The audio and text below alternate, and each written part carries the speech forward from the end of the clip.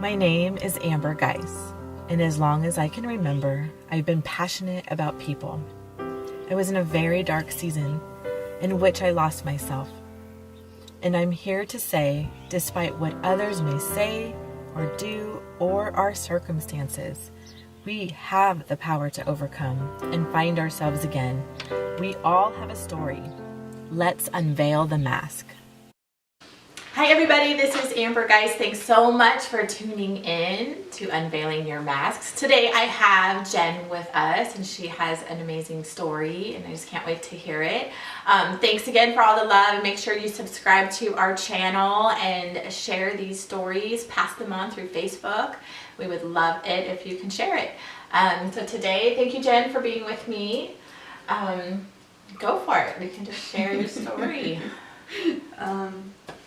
So, I don't even know where to start, but I guess my age is usually a good place. Yeah, you can tell us your name, your age, I'm 34, and I just started my dream job a few months ago working in the State Fire Marshal's office. So, I have been in and out of the fire service for the last 20 years. Wow. I started working in it in high school and classes and ROPs, college, fire academies. Oh my gosh, that's amazing. I actually got hired on as a firefighter for a while, but I blew out my knee and that ended my wildland firefighting career, and I decided, I was like, oh, I'm going to go back to work and just work in a city where I can do it. And I actually fell 17 feet, which is considered a fatal fall. I shattered my back in 2 places with spinal cord impingement, and I shouldn't be walking, let alone alive. Wow. But due to my stubborn nature, I took my year-long recovery time and broke it down to 6 months. Wow. Okay, can we back up just a minute? That was like a lot of information. Okay. Like I said, I don't know where to start. No, that's amazing. No, that is amazing. I just want to backtrack a little bit. Of course. So, how old? So 20 years you've been in the fire service, and your first thing that happened is you blew out your knee. How old were you when you blew out your knee? 24. And what were you doing? Working. I was a wildland firefighter. Okay, and then you got hurt on the job. Yes, ma'am. Oh my gosh. And then how long was your recovery for that? It took almost a year before I finally got the surgery to fix it so I could walk again. Wow. I shredded the cartilage in my knees, so it looked like bird feathers, and they had to go clean it out. And it took a year before the surgery? Or you? Wow. Because they wanted to try cortisone shots and physical therapy, and they wanted to do all this stuff, but nothing worked because the cartilage was destroyed. Were you in pain just every day? Pretty Living much. in chronic pain? Mm-hmm. Oh my gosh, so how did you get through that? I'm stubborn.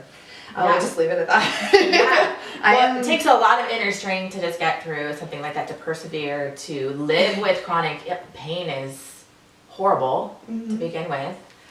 I can't be sedentary. I have lots of hobbies. I do lots of different things. I'm a very active person. And the thought of just sitting on the couch all the time kills me to even think about doing that. Even if it is a rainy day and we're stuck inside, I'm just like, I gotta do something, I gotta do something. I do everything from motorcycle riding, horseback riding. I go shooting, I do archery, camping, hunting, fishing, 4-wheeling. Oh my gosh, I love it. I pretty much anything outside, I'm down. Wow. Swimming, kneeboarding, wakeboarding, everything. So that was not going to hold you back? No, even when I broke my back, 4 years after, because they put in metal rods as a support system, I broke my metal rods within 4.5 years. Oh my goodness. Okay, so let's talk about that. So you blow out your knee, you're 24, you're off of work for a year, and then what happened after that? Like, how did you get The doctor told me that if I wanted to walk normal by 35, I should stop being a wildland firefighter. Wow. So I lost my career for that, and I kind of floundered for a few years. Okay, so you stopped, you didn't go back? No, I didn't. I kind of like the idea of being able to walk when I was 35. Yes, don't we all? Right? Yeah. I stopped. I walked away from it completely, turned my back on everybody that I knew, everything I did. Wow. After a few years and 2 kids, I was like, you know what? I really want to get back into it because that's my passion. Helping people. That's why I got into the fire service. It wasn't for the money. It wasn't for the glory. I mean, I'm so awkward when people see me in uniform. They're like, "Oh, thank you for your service," and I'm like, "You're welcome." I don't know what to say. Yeah. And, you know, It's your passion. For me to get a compliment or to have somebody thank me for doing something that for me is second nature, it's awkward to me. It's so weird. I mean, I'm the first one to help people if they get hurt. For whatever reason, I've been around, I guess, in the right time at the wrong place. I've been involved in, I was a first responder for a drive-by shooting. Oh my gosh. A kid just happened to be in the wrong place at the wrong time and he got shot. And I ran to this kid to take And you care weren't even on duty. Wasn't even a firefighter, wasn't anything to do with it. I was actually in school finishing my degree in fire technology at the time. Wow. And so I ran to the kid to take care of him and I started yelling at everybody and calling them the particular names because nobody would help me. And I ended up getting some people into helping me. And the kid actually survived. Wow. He got shot in the head and he survived. And what if you weren't there? I mean, you I never don't know. You never know. I don't know. It probably would have been totally different. I've been around during, there was a really bad motorcycle accident when I was fishing with my kids in a location that is pretty remote to the point where there's no cell service out there. And the man, I was surprised he was still alive when I got to him. And I went scurrying up the dam because we were fishing down at the bottom of the dam, and I went scurrying up the dam when I heard the accident and ran across the freeway to this guy. And I took care of him until the flight nurses showed up. And there was CHP there, there's other police officers, there was fire department, there was a nurse there. Like, we all took care of this guy until the flight nurses came, and as soon as the flight nurses showed up, I went like that and I walked away and I was just like, I'm done.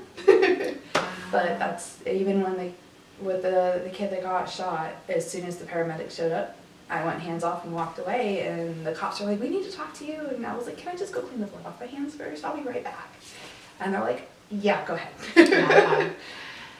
Wow. Okay, so let's go to your back. Because there's a reason why you're here. I mean, your knee and like breaking your back. I mean, let's go to that. I mean, obviously, you've already affected so many people's lives. Let's talk about your back because there is a greater purpose here, I think. Well, when I broke my back, my youngest was 8 months old, and my oldest was 2.5.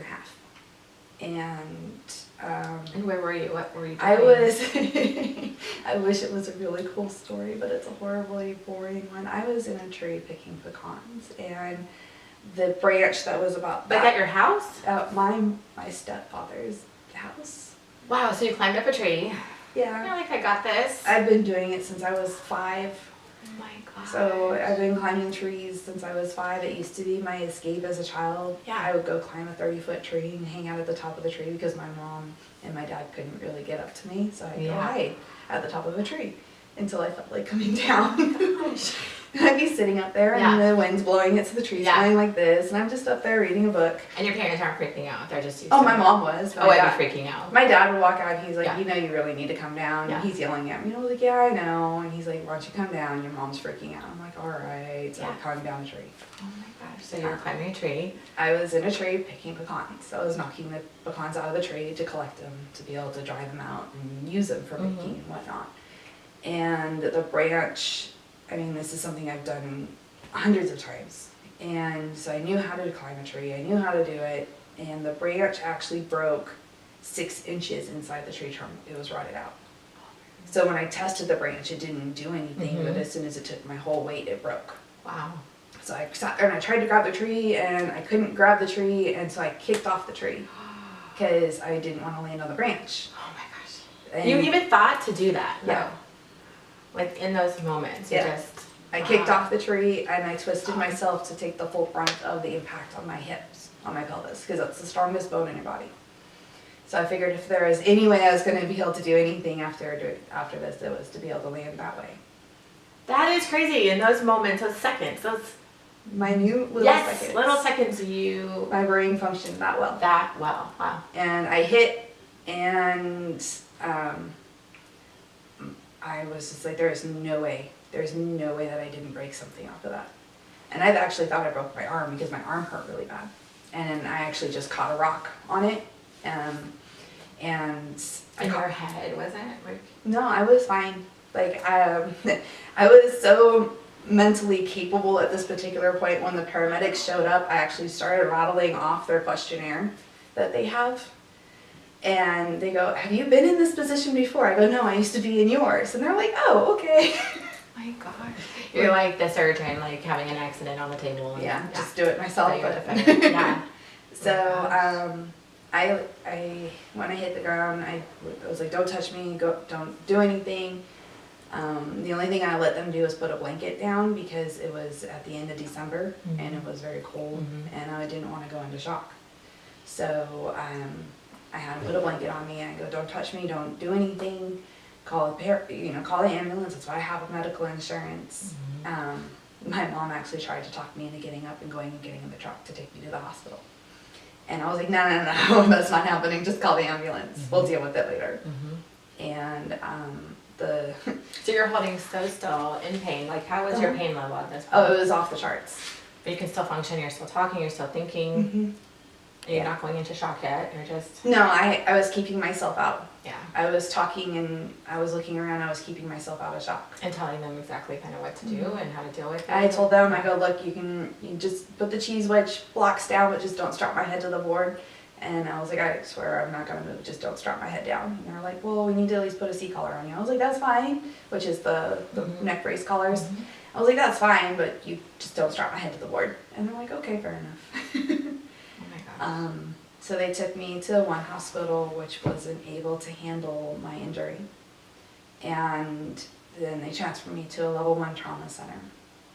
And I spent the next 6 days in the hospital being rotated, not able to sit up at all because if I sat up at all my back would collapse. And waiting for my surgery.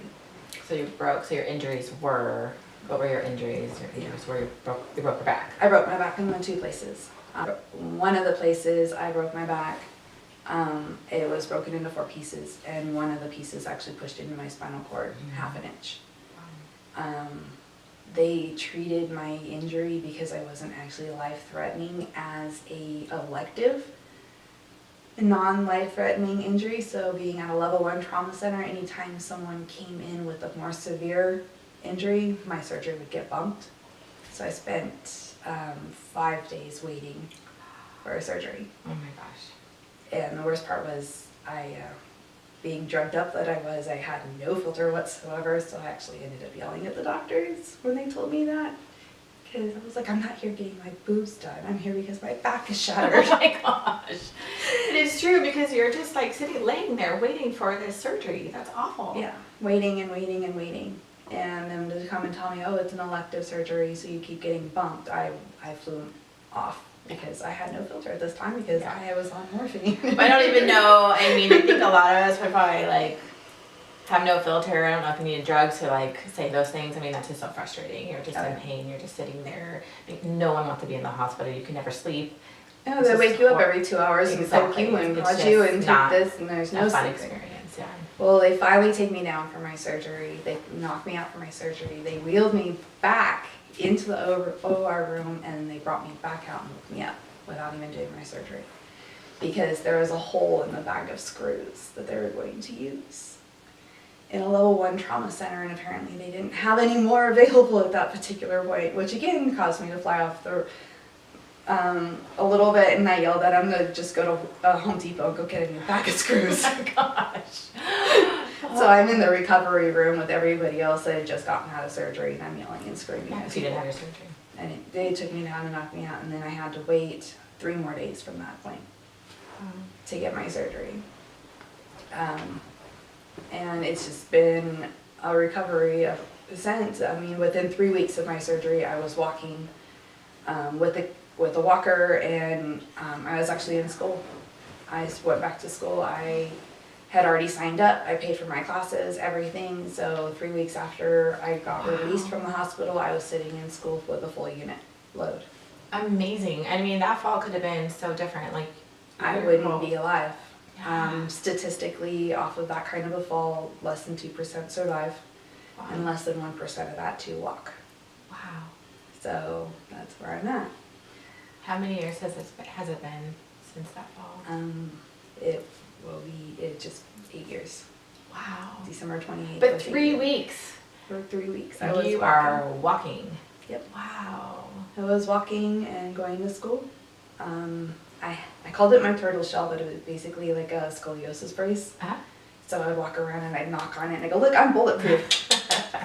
So everybody thought it was hilarious doing stuff like that. How did that fall? You know, we all have these moments, not everybody, but a lot of people have moments in their lives that, how much did you change? Do you ever think of it as the before you and then the after you with that fall? I totally, once I fully recovered, it was almost an entire personality flop for me. Because the way people see me now is how I was as a high school student before, shortly after high school, before I wrecked my knee.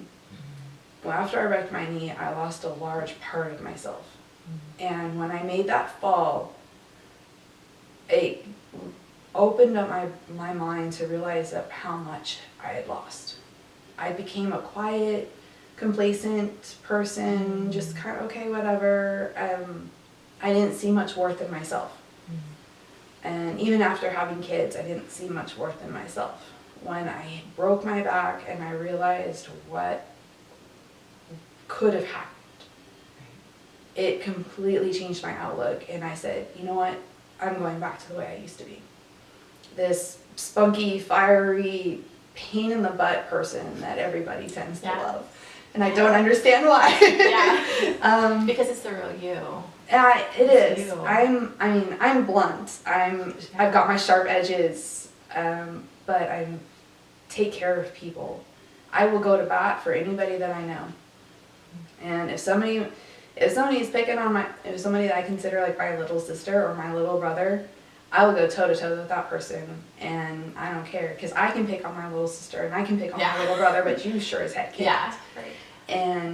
But that's how I am. I'm just so protective of my people, because my people are so small. I don't keep people close to me that I don't feel are worth it.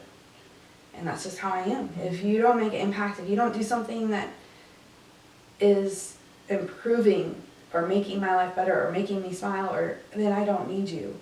I don't need negativity in my life. I've got enough of it as it is. And so I keep my people small, but my people I will go to bat for.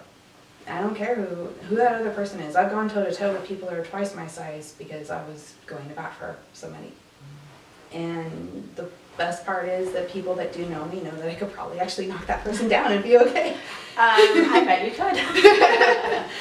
Wow. Okay, so 8 years. So tell me about the last 8 years. Like, how did you get from there to here, this moment? Sheer willpower. There has been days where I wonder why I've been fighting, why I keep fighting. Why do I keep doing this? There have been days where I'm ready to just throw in the towel because, I have 8 years of chronic pain. I can tell you when it's going to rain. I know it's going to rain, and not because I know how to read the weather, but because I hurt more. The cold is not my friend. I have days where it hurts to move, and I just go, nope, I'm done, I can't do it right now, and I curl up in my bed, and you can't do anything about it. It hurts too much, but I absolutely refuse to take the medication. I won't do it. If it's more than 2 a leave, I won't do it.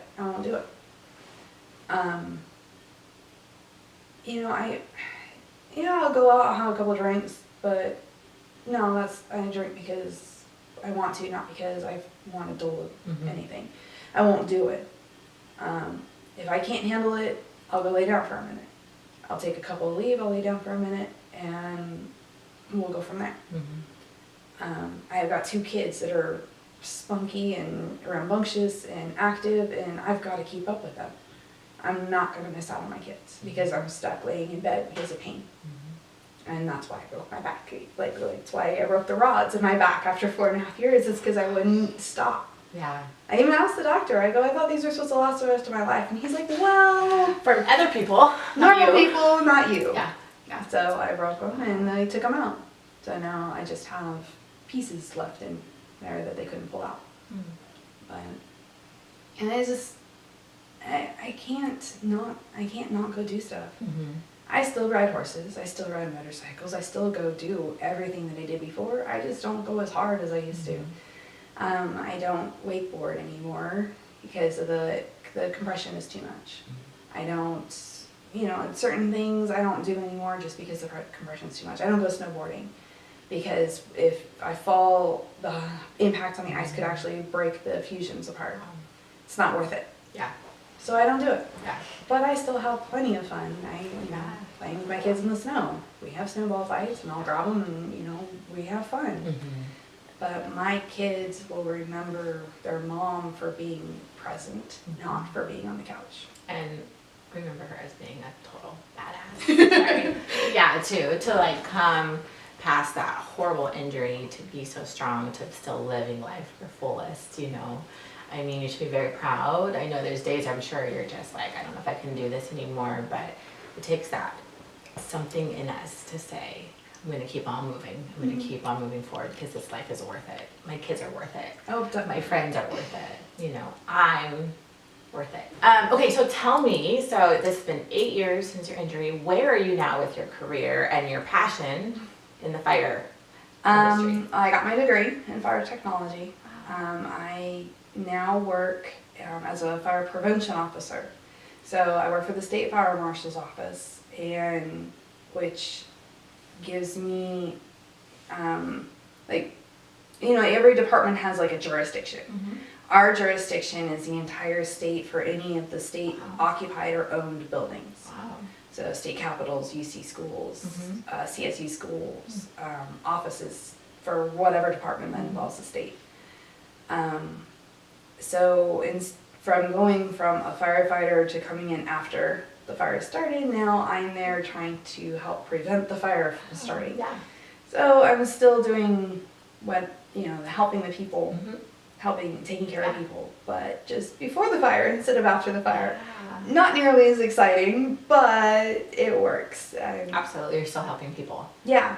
And you're still in the fire industry, your am. passion. I'm uniformed, I'm badged, the whole bit. Yeah. I actually had a comment that somebody noticed I walk taller when I have my uniform on versus in normal clothes. Yeah. And I had never even thought about the fact that I had done that. I didn't even know. I get to travel all over the state now. I just got back from LA last week, and now they're sending me back down for 2 weeks in March to do work. I've got so many opportunities. I get to see so many things. We are in control of like the Oroville Dam in the underground.